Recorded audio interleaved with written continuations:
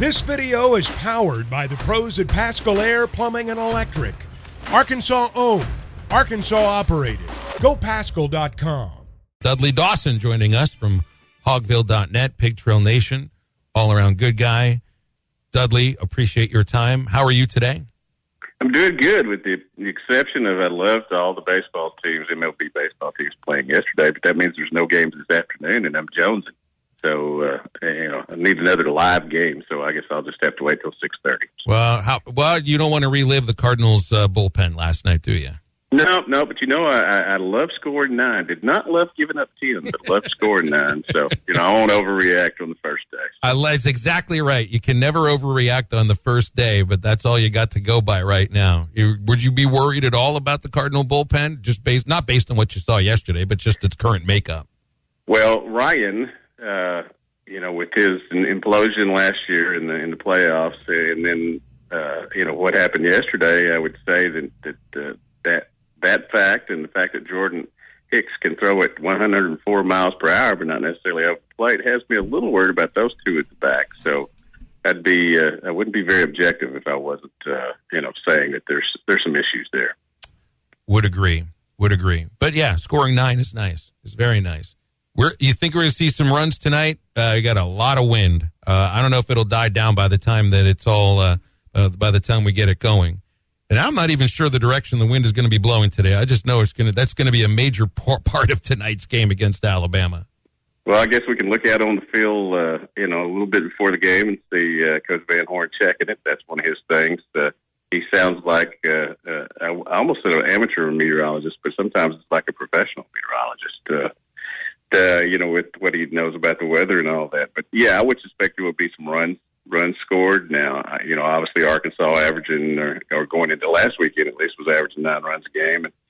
And had a couple of games there where they didn't get the amount of runs that they wanted. But, I think they'll put up some runs. And this Alabama team, as Coach Van Horn mentioned yesterday, has a higher average. It has hit more home runs and has lost several one-run games where they would be coming in with a record similar to what Arkansas has in conference play, instead of being diametrically opposed with 4-2 and 2-4. Third base is still unsettled for Arkansas. That's safe to say. It's probably the only position that is unsettled. You're not getting a lot of offensive production from catcher, but you basically know who's going to start. It's almost split evenly between Parker Rowland and Hudson Polk. Third base is another story. What do you expect we might see there this weekend? Well, I think he's going to continue searching. Obviously, Harold Cole, took over the job, regular shortstop, took over the job at third, and he hit the ball pretty well. But, obviously there were a couple of fielding mistakes there. Caleb Calley has, both been hot and cold at the plate, and I would say, pretty much in the field as well. You've got Jason Jones, and who's played over there, and some other guys. Obviously, Reese Robinette can play over there as well. But I think they're going to continue to search because, I don't know that you have to get a ton of offense from that position, although you'd like to, but you definitely can't, you can't have miscues over there at third base when the rest of the infield, I think, is doing pretty well. Yeah, I think so, too. I want to move it over to basketball here because yesterday, was a big day as far as news was concerned for the men's basketball team. No surprise on Nick Smith declaring for the draft. Maybe not too much of a surprise on Trevin Brazile coming back for another year. What do you think happens next? Because it's going to be a busy couple of weeks of just in anticipation of announcements. Well, I would think that both Anthony Black, Jordan Walsh, and Ricky Council, and I think Anthony Black will put his name in and stay. I think the other two will put their name into the draft and get some information that you can get from the scouts and the NBA and make a decision there. I do think that the Walsh, at this point would probably be in a situation where he'd come back because his draft stock per se is not where it could be with one more good year. You can jump from a second round pick to a first round. Ricky Council, that's he's played a lot of basketball. Is he ready to go play?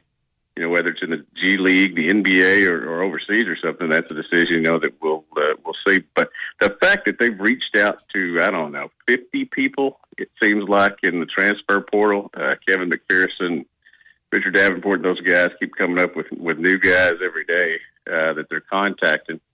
So I suspect we're going to see some roster churning as usual with Coach Musselman around here. You clearly have to get more shooting on this team than you did last year. I personally would like to see Darian Ford and Joseph Pinion stick around, but I don't know, what way they're leaning one way or the other. Both were, pretty solid Razorbacks and loving playing for the state. Didn't get to play as much this year, so we know these days how youngsters move on. So I'm interested to see what happens with that. But you got to figure that you're going to need a program again because I don't think there's going to be a ton coming back.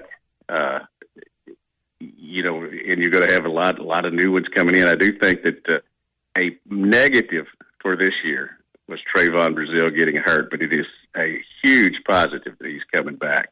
And, hopefully by August that ACL will be all taken care of, and he'll be able to have a great year next year. Absolutely. That was a big getting Brazil back. I hope Pinion, I'm with you, man. I hope Pinion and Ford stay around. I think Pinion, I'd be in there with the strength and conditioning coach working on my lateral drills and my lateral movement, and he should be playing 25 minutes a game, hitting some big shots for us next year.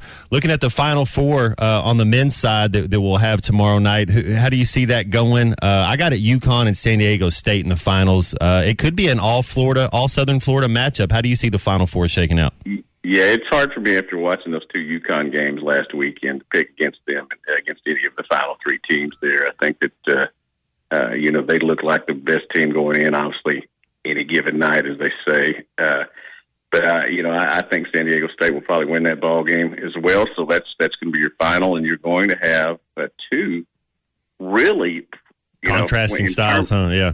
Yeah, and in terms of experience, you're going to have some guys that are pretty old playing in the Final Four, which that's pretty cool. Well, Phil just brought that up. We were looking at these mock drafts, and a lot of these kids are freshmen and sophomores. I mean, most of them are freshmen, or they're overseas guys, and then it's kind of like they know who's going to get drafted or not, and then the other kids are transferring around trying to play in March. Yeah, absolutely, and I think that's a big deal. You talk about some of these guys that were here this year. Ricky Council at Wichita State. There was certainly a lot of upheaval in the program while he was there. Isaac Brown, former assistant here, ended up being the coach, his last year there. But there are big guys who, because Arkansas has gotten to where they've gotten the last 3 years, at least to the Sweet 16, and obviously the 2 years before that to the Elite Eight, that are going to believe that they can come in here and make an impact right away and help get Arkansas to that spot. I think it's so interesting when you look at the differences in how the major league sports choose their players out of amateur sports. And I mean, the NFL has been the same for a long time. You got to be out of high school for 3 years. Major League Baseball, all they've done is change the number of rounds, but you can still come out of high school and then you got to get 2 years after that. That hasn't changed in a long time. The NBA still, they're going to, I feel there'll be a change in the next year or two, allowing guys to come out of high school. But the NBA still hasn't quite found the way to nail it down. I think this will change the way that they're going to be selecting players, and it's also the league that has the shortest draft, just 2 rounds. So you got to get it right. Yeah, it's the NBA draft has gone from 7 rounds. That's when obviously my best friend there, Charles Valentine, got drafted in the 7th round by Sacramento. So I enjoyed them having 7 rounds back in the days, and not a lot of people made those rosters toward the end of the rounds, much like they do in football. But it was a fun deal for those who had great college careers. I do think that there is certainly some youngsters that need to go straight from the high school to the NBA, and there's others that shouldn't. But now with this G League so readily available, as well as Overtime Elite, I think there's places that you can be placed if you don't want to go to college. Yeah, I was going to ask you how has it changed? Because it seems like there are more opportunity for basketball players if they don't want to go to college but want to continue their trade somewhere else. Whether it be years ago, it was a lot of guys would go overseas for a year and then they'd try to come back. Dante Exum's a guy, and then he ended up going back to Australia and playing. And man, Dudley, there's a lot of money to be made in some of those countries overseas playing basketball. Yeah, absolutely. And we've seen guys, not just here at this university, but from other universities that have really, who would have had a shot in the NBA, go overseas and end up having very good careers over there. In sports, I think, I don't know if I should say this, but in sports, I think that the Europe and them are very excited to have Americans on their team. I don't know that they're excited to have them in the country all the time. But, I do think that sports, is a unifying, universal thing overseas, and there are a lot of guys. I got to be honest. I thought that's where Austin Reeves would end up, and he is just showing out for the Lakers. It just boggles my mind that a kid that really grew up from 20 miles from my house, at least when I was growing up there, is having such a great career in the NBA. Dudley, I know I'll see you later on this afternoon at Baum-Walker Stadium. Dudley is consistently the earliest arriving reporter. Who is second? Who is in second place after you on an average basis, Dudley? Because you're always there first. I'm going to go with Andrew Hutchison. Being second is okay. I like getting there early too and seeing the stadium fill up, just kind of seeing the atmosphere grow. It's pretty cute. Dudley's got to stake out his spot. He's got things to unpack and get ready in just a very specific way. I can tell, Dudley, that you've got to have things in a very specific location. Yeah, I'm not OCD, but I'm DED, and I have a certain way I do things that's got to be done, or I'm thrown off guard. So. Hey, amen. I feel you, Dudley. I'm the same way. We could have you and Bubba Carpenter talk quite a lot about that. I appreciate you, Dudley. Thank you so much for coming on. It's always fun.